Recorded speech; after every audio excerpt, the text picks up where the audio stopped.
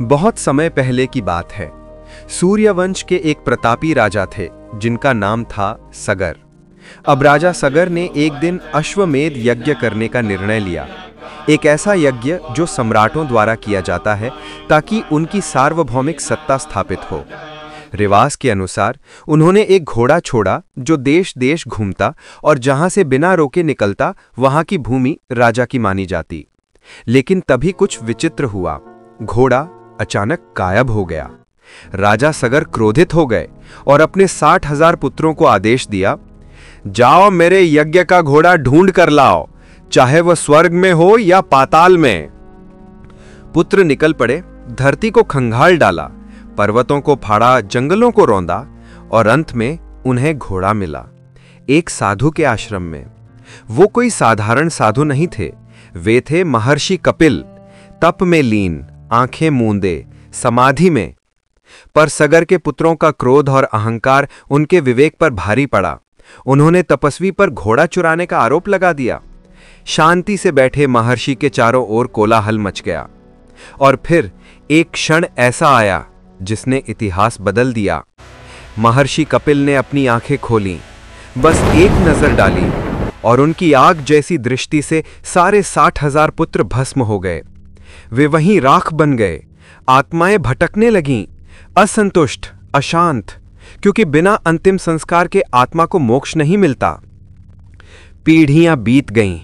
सगर के पौत्र अंशुमान और उनके पुत्र दिलीप ने अपने पूर्वजों को मोक्ष दिलाने का प्रण लिया, लेकिन स्वर्ग में बहने वाली पवित्र गंगा को धरती पर लाना असंभव लग रहा था। तब इस वंश में जन्मे महाराज भागीरथ।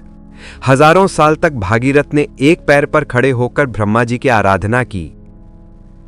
हजारों वर्षों की तपस्या के बाद भगवान ब्रह्मा प्रकट हुए। आखिरकार ब्रह्मा जी प्रसन्न हुए और बोले, वर मांगो।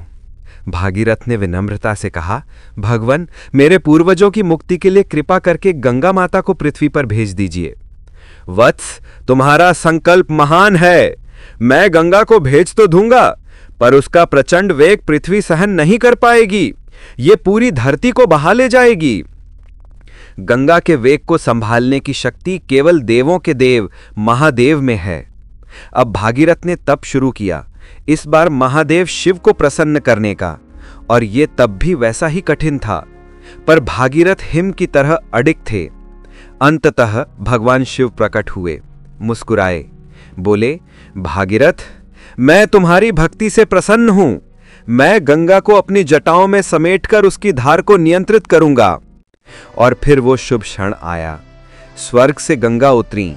वे वेग में थीं, उफान पर थीं। जैसे आकाश से चांदी की जलधारा उतर रही हो, वैसे वे शिव की जटाओं में समा गईं। शिव ने उन्हें धीरे धीरे मुक्त किया और तब गंगा पृथ्वी पर उतरी, अपनी 7 धाराओं में बहती हुईं। भागीरथ आगे आगे चलते रहे, गंगा उनके पीछे पीछे बहती रहीं। वे जंगलों, पर्वतों, गांवों, नगरों से गुजरे और अंत में पहुंचे उस शापित भूमि पर जहां सगर पुत्रों की अस्थियां राख बनकर बिखरी थीं। गंगा का जल जब वहां पहुंचा तो चमत्कार हुआ। सगर पुत्रों की आत्माएं पवित्र हो गईं। वे सारे पापों से मुक्त होकर स्वर्ग को प्रस्थान कर गईं। भागीरथ के अथक प्रयास के कारण ही गंगा को भागीरथी भी कहा जाता है। उन्होंने न केवल अपने पूर्वजों को बल्कि समस्त मानव जाति को एक ऐसी जीवनदायिनी नदी दी जो आज भी हमारे पापों को धोती है और जीवन का संचार करती है।